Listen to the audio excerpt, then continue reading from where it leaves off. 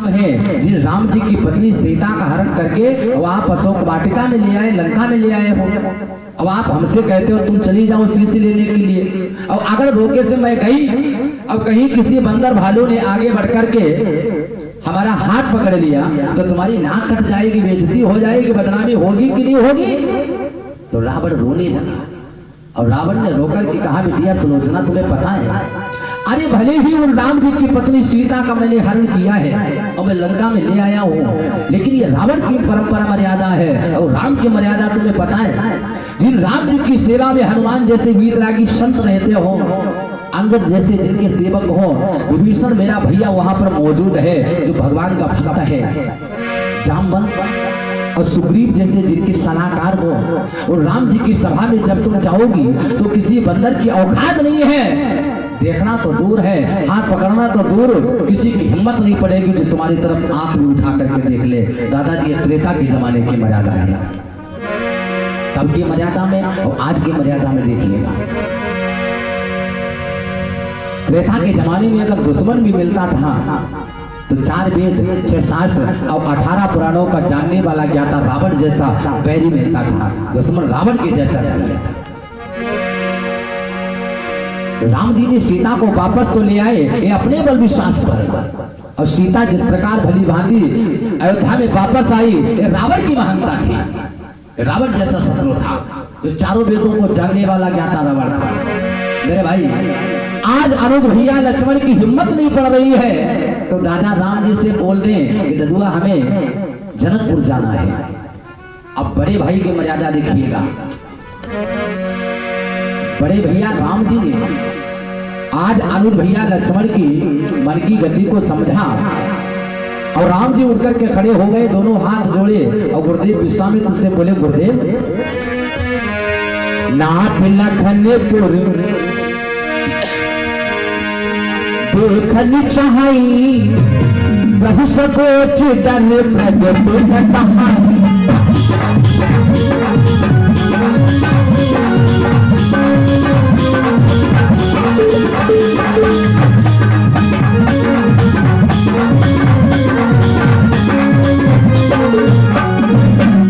नाथ लखनपुर देखन चाही और प्रभु सकोच दर प्रगति न कहाई।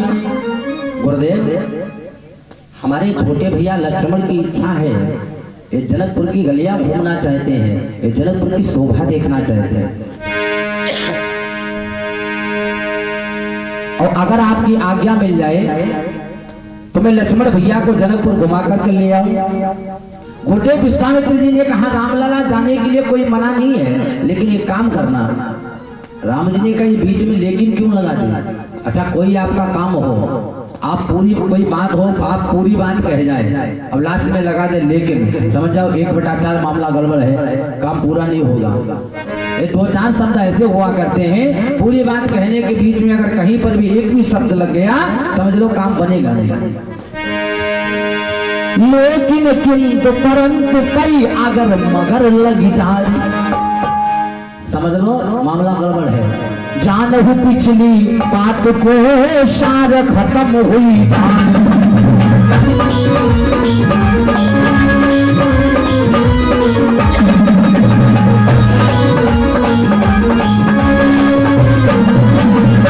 जानहु पिछली बात को सार खत्म हुई जाए। जहां पर ये 4-5 शब्द लेकिन किंतु परंतु अगर मगर इसलिए है, समझ जाओ कि मामला गड़बड़ है, काम बनेगा नहीं, छूट जाएगा। राम जी ने कहा ये लेकिन क्यों लगाया? विश्वामित्र जी ने कहा, रामलला जाने के लिए कोई मना नहीं, आप चले जाओ, पर थोड़ा सुंदर बन करके जाओ, अच्छे बन करके जाओ। सच बताना दादाजी, क्या राम जी की सुंदरता में कोई कमी है? प्रभु श्री राम सुंदर नहीं लगते।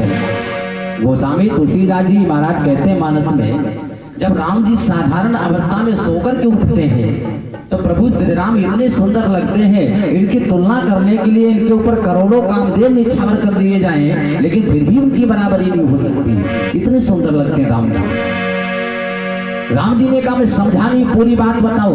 विश्वामित्र ने कहा, जहां पर तुम रामलला जा रहे हो वहां पर मालूम कैसे लोग रहते हैं, थोड़ा संभल करके जाना, अच्छे बन करके जाओ। पूरे नर नारी सुभग सुचि संता धर्मशील ज्ञानी गुणवंता।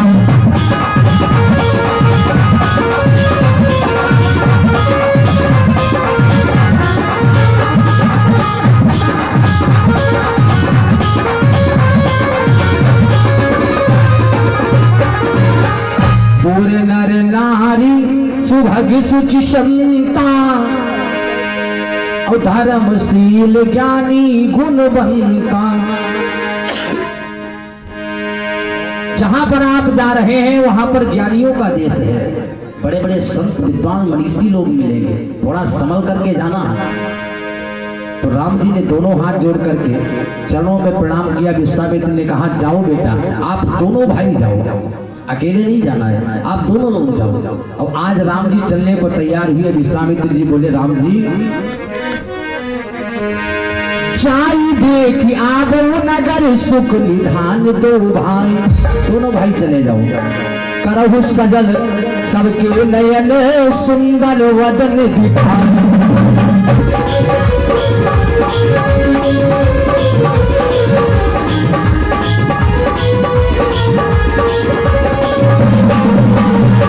करहु सुफल सबके नयन सुंदर वदन दिखाई।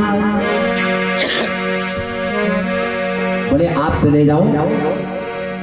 तो आज अनुज भैया लक्ष्मण के साथ में प्रभु श्री राम चले। और राम जी जिस समय पर चले हैं जनकपुर में जाकर के प्रभु श्री राम पहुंचे, तो जो ही प्रवेश करने वाले हैं तो गांव के छोटे छोटे बच्चों ने भगवान श्री राम को देखा। अपने गांव में जैसे कोई नया व्यक्ति आता है, कोई प्रतिष्ठित व्यक्ति, तो गांव के जो छोटे वाले बच्चे जो हैं सबसे पहले पहुंच जाते देखने के लिए। जो ही जाकर के प्रभु श्री राम पहुंचे तो गांव के छोटे छोटे बच्चों ने आज राम जी की उंगली पकड़ी। अब राम जी का हाथ पकड़ करके बोले प्रभु आप इस वाले रास्ते को छोड़ करके इधर वाले रास्ते से चलो, ये रास्ता बढ़िया है, सुंदर है, अच्छा रास्ता है। राम जी बोले चलो भैया। अब राम जी जा रहे हैं, आगे आगे छोटे वाले बच्चे और पीछे से राम जी जा रहे हैं। तो गोस्वामी तुलसी बाबा ने लिखा जिसने भी राम जी को निहारा देखा तो लोग देखते ही पागलों की भांति ऐसा लगता है जैसे अपनी सुध बुध सब खो गई, सब भूल गए, सब भुला दिया। आगे आगे बच्चे जा रहे, पीछे से राम जी जा रहे हैं। और जिसने भी राम जी को देखा धाये धाम घर छोड़ दिया और काम सब त्यागी मनहु रंग निधि लूटन लागी। ऐसा लगता है अपना काम धंधा सब छोड़ करके मनहु रंग निधि लूटन लागी। लगता है जैसे रंग माने भिखारी, किसी भिखारी आदमी को खजाना हाथ लग गया हो। राम जी को देख करके सब लोग पीछे पीछे जा रहे हैं। राम जी ने जनकपुर में जो ही आज प्रवेश किया और जिसने भी राम जी को देखा तो देखना जरा प्रभु श्री राम के जनकपुर में पहुंचने से पहले आज सरस्वती मैया पहुंच गई। और माता सरस्वती ने जाकर के ढिढोरा पीटा है सावधान महिला मंडल। तो लोगों ने सुना, बोले माता क्या हुआ? बोले अपने नगर में जो सुंदर से राजकुमार आए हैं, दो राजकुमार इतने सुंदर आए हैं, उन्हें जो देखता है उनके साथ में हो जाता है, बावला हो जाता है, अपनी सुध बुध सब खो देता, पागल सा बना घूमता है। जो भी राम जी को निहार लेता है वो सब उनके दीवाने हो जाते हैं। सब लोग सावधान रहना, कहीं दीवाने मत बन जाना, पागल मत हो जाना। जग जग क्या बोलते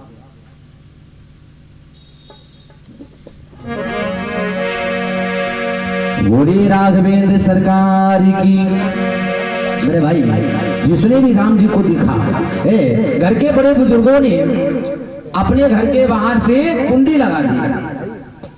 बोले अंदर वाले अंदर रहो, बाहर वाले बाहर रहो। पूरा घर जितने सदस्य हैं तो अंदर वाले सब अंदर बैठे हैं।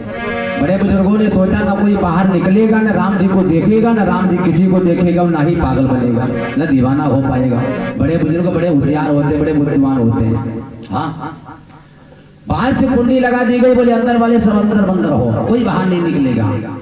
अब सखियों ने आपस में मन में विचार किया, जो जनकपुर की नारियां हैं, सखियां हैं, घर के अंदर बंद हैं, और घर के अंदर बंद हुए भी फिर भी आज सखियों ने एक दूसरे का हाथ पकड़ते हुए बोली, क्यों दीदी ये बताओ क्या राम जी इतने सुंदर हैं जिनके लिए सरस्वती माता ने ढिढोरा पीटा? अरे जो देखता है वो दीवाना हो जाता है। दूसरी बोली, चल चल करके देख लो ना। तीसरी को भगवान कसम कोई मतलब नहीं, बोली पागल हो गई है, कैसे देखोगी, दरवाजे की मना है, बाहर से कुंडी लगी है। चौथी ने कहा, अगर दरवाजे की मना है तो हम लोग अटारी पर चढ़ करके सज्जे से झरोखे से झांक करके देखेंगे, लेकिन देखेंगे जरूर। आज सखियों का कितना सुंदर भाव है। और उन सखियों ने तुलसी बाबा लिखते हैं, युवती भवन झरोखन लागी, झरोखे से झांक करके आज जो ही सखियों ने देखा, युवती भवन झरोखन लागी, निरखही राम रूप अनुरागी।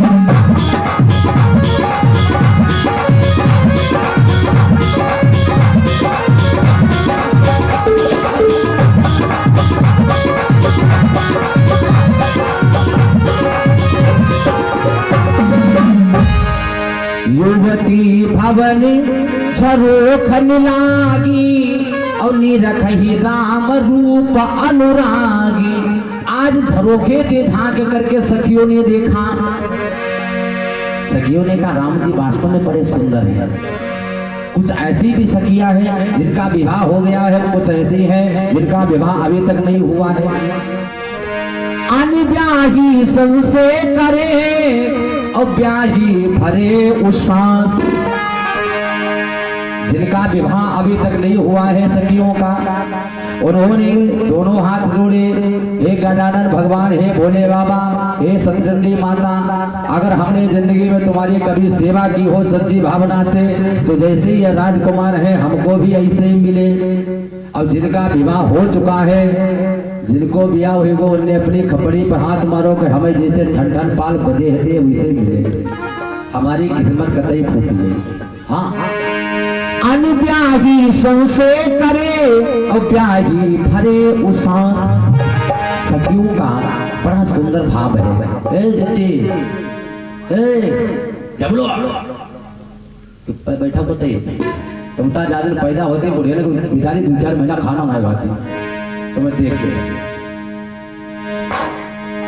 सीता की सहेलियों का बड़ा सुंदर भाव है। जिसने भी आज राम जी को निहारा तो सखियों ने मालूम आपस में विचार किया। सीता की सहेलियों ने और राम को निहारा जब, तो बोली अरे ये तो बहनोई जी हमारे। देखिए कैसा किसका भाव है।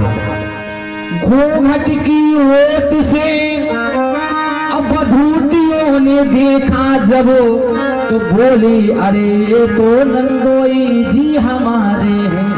कितना सुंदर भाव है।